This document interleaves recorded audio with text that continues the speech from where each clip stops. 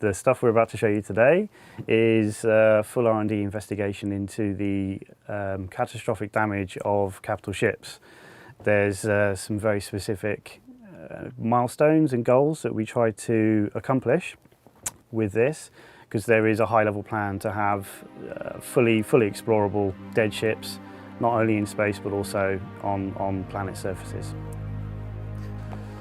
The idea behind the R&D work was initiated, shall we say, from a key point in the story. It was something that I wanted to kill two birds with one stone. So we know we wanted to achieve these things for the PU, and why not try and do the same for some parts of the story. So the starting point was, we've obviously got a lot of capital ship material that we can use, ranging from the Idris to the Javelin to the Bengal. The key point is that we didn't want to have to recreate everything from scratch. So you could, for example, take an environment or a ship and go, okay, this is 100% damage now, and start again. You would get a very good result that way.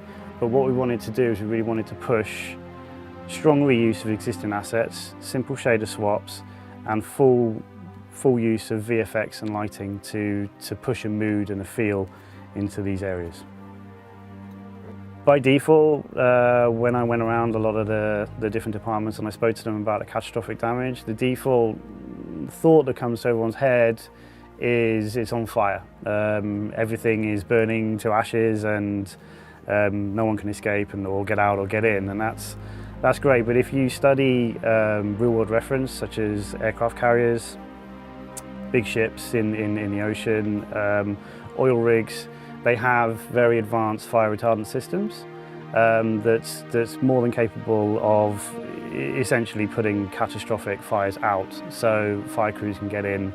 And not only does that kind of make things accessible, but it also kind of opens opportunity to have lots of wet surfaces that we can then, with the light going out, play with very kind of clever lighting techniques to try and like kind of push a mood that we're after, which is dark, dead, slow. It should kind of work. The environment that you're used to should now be working against you. So these are the things that we're trying to create.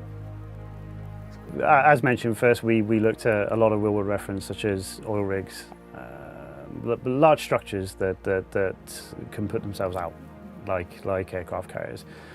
Obviously that's not enough. There's a wealth of films and reference that we can kind of look at and pull inspiration from. I'm lucky enough to have worked on some of those, so much like the cat. But the real kind of mood and feeling came from a lot of kind of Ridley Scott stuff.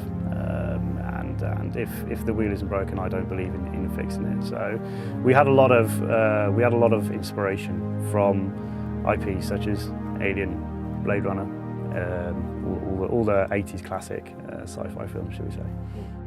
I hope that gives you an insight into the work that's gone into the R&D for the catastrophic damage effects. It's a huge collaborative approach between a lot of departments, not just art, but also Ali and his team and Mike and his team with the VFX. Seeing everyone come together to kind of produce these results is awe-inspiring, and I hope you liked it. Hi. So for the last couple of months, the graphics team have been working on a bunch of features to improve the quality of the lighting, predominantly so we can get some better visuals in the downed ships or the crashed ships. This mainly comes down to improving the particle lighting and for our VFX team, which we've added some volumetric features there to really make it stand out, especially when we've got all the fog and other effects going.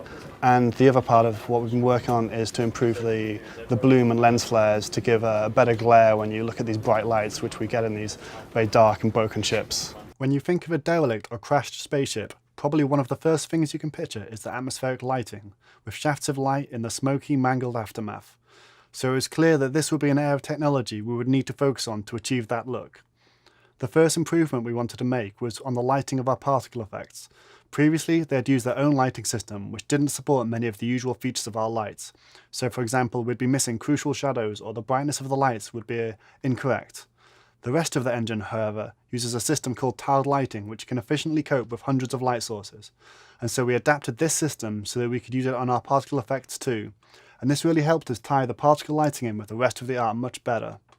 However, because particles are really just approximations of volumes, we decided to go one step further and apply volumetric lighting by sampling the lighting many times across each particle's volume. This gives every light the ability to cast light shafts within every particle effect. The other big change we've made is to improve our bloom and flare effect, which simulates the glare and bounces of light you get due to the imperfections within a camera or the human eye. There are generally two approaches to flares, artist-driven and procedural. CryEngine's base flare implementation is artist-driven and blends and distorts many textures on top of each other to create complex flares that can look great in the right conditions, but also aren't physically based and so don't simulate the actual light shape or respond correctly to other effects such as depth of field and motion blur. Procedural techniques, on the other hand, are generated by code purely based off the higher dynamic range image data, and therefore give accurate highlight shapes and respond to other effects as expected. However, procedural techniques usually look quite simplistic due to their cost, so we came up with an efficient method of generating physically based flares where each individual element can be customized to exhibit a wide range of physically based distortions and color shifts, yet the whole system still runs faster than our previous system. So hopefully you can see the benefits of all the new tech, and hopefully it'll be with you soon in the next few weeks in the next release. I've been working on the sound design for the ambience inside the Idris. And specifically the last few days I've been working on the various damage levels across the ship. So from 10% damage right up to 100%. And today I'm going to show you the more extreme of those damage states, and that's the Idris on a really, really bad day. So here we are on the Idris, and obviously looking around, something pretty catastrophic has happened. So this is the audio design for a very damaged, crashed in fact, Idris, and we'll fly through the level now nice and slowly so you can soak up the ambience, and I'll keep the chat to a minimum.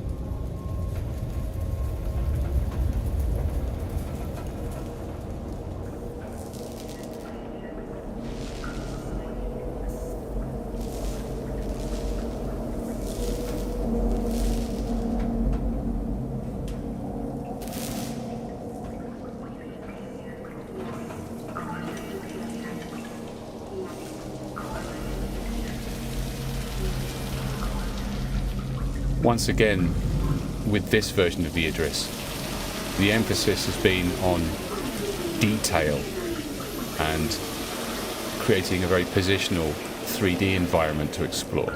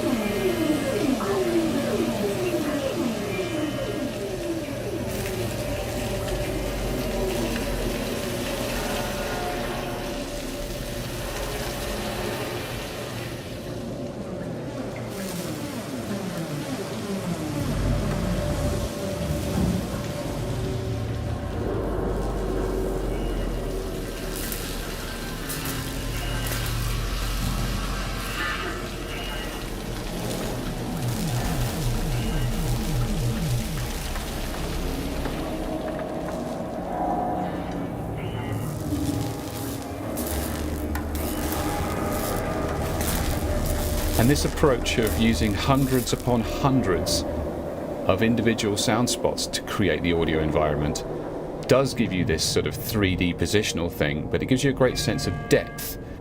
And as you approach many of these sound spots, their character changes, they brighten as you get closer to them, and we bring in lots more layers of detail. So as you examine something and get closer to it, it opens up and you see and hear more information.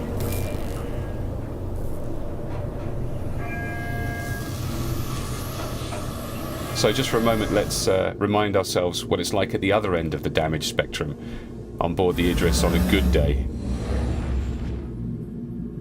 And you can hear that it's a pretty serene experience. It's a calm, gentle ambience. The ship's humming away nicely.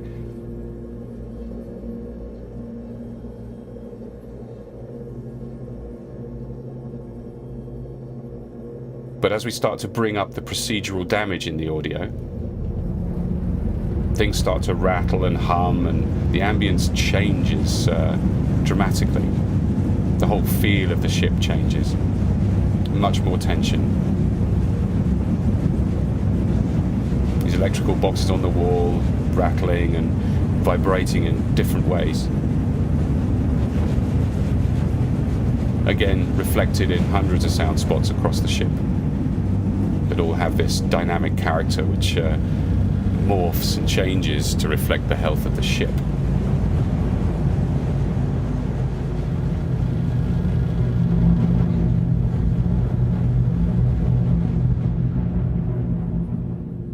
So right now, let's have a look back on the catastrophically damaged Idris.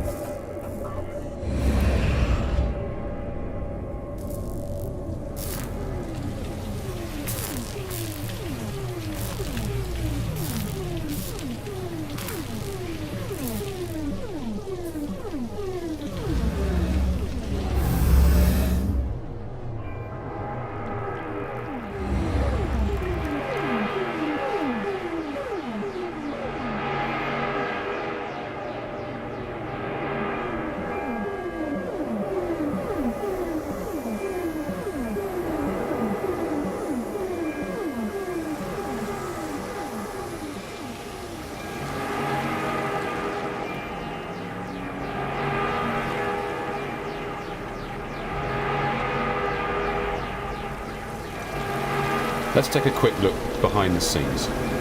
So here you can see we've got some emergency fire sprinkler sounds, and there's a particle system right here, and that has a sound of the sprinkler associated with it. But here on the floor is an auxiliary sound that is the sound of the water drops splashing and hitting other surfaces. So, you know, there's these different dimensions to even simple ambient sounds such as a fire sprinkler.